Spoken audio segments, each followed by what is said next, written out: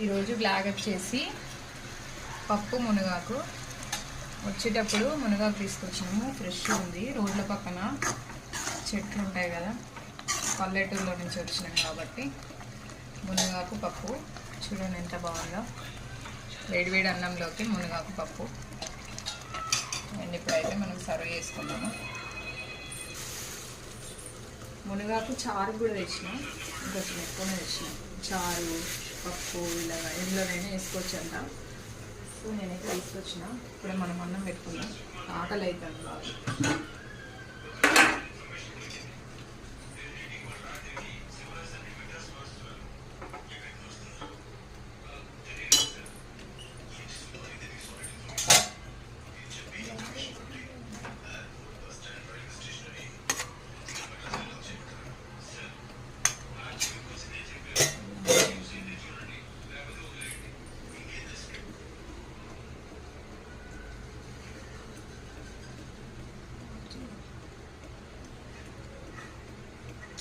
కాదంటే అరే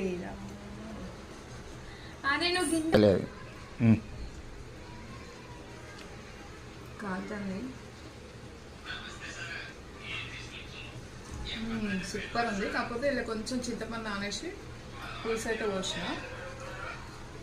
సేమ్ పప్పు పాలకూర ఎట్లుంటుందో అట్లనే ఉంది, కానీ కొంచెం డిఫరెంట్ టేస్ట్ అయితే డిఫరెంట్ ఉంది. మీరు కూడా ట్రై చేయండి, ఇందులో పోషకాలు బాగుంటాయంట. సూపర్ అంటే సూపర్ ఉంది. వీడియో లైక్ చేసి మీరు కూడా ట్రై చేయండి. బాయ్.